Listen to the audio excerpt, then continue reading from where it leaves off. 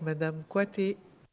Oui, merci Madame la Présidente. Donc, Monsieur le Président du gouvernement, Messieurs les membres du gouvernement, mes chers collègues, nous sommes réunis une nouvelle fois autour de la proposition d'habilitation du Président du gouvernement l'autorisant à signer la convention du second octroi de prêts de garantie par l'État afin de soutenir le budget 2025.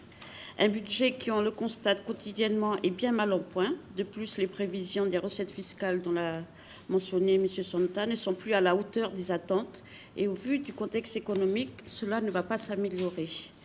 Le 29 mars déjà, une première convention a été signée permettant de souscrire à un emprunt auprès de l'AFD d'un montant de 66,8 milliards. Cette enveloppe a permis de contribuer au financement des comptes sociaux déficitaires, au règlement des dispositions des mesures du chômage partiel, des dotations aux collectivités et du système électrique. Cette première tranche a été versée sans que la Nouvelle-Calédonie ait rempli l'ensemble de ses engagements.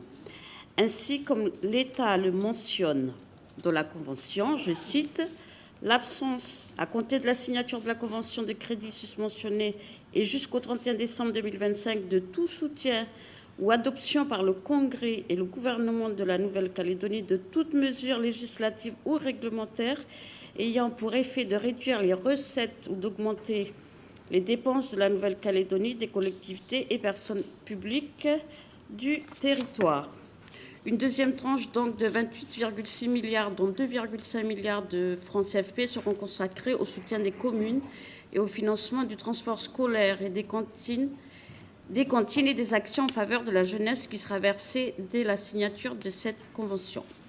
On comprend que l'État attend un signal fort du côté des réformes. Les réunions actuellement organisées avec la mission interministérielle nous le confirment.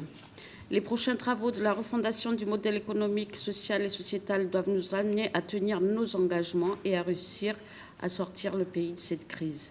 Un plan de réforme a été proposé par le gouvernement. Notre groupe l'a adopté en août 2025. Nous veillerons à ce que la mission d'appui vienne bien accompagner nos décisions. Dès lors, nous devons assumer nos responsabilités au même titre que l'État. Les populations attendent un sursaut de notre part. Notre groupe votera l'habilitation du président à signer cette présente convention, Madame la Présidente. Merci.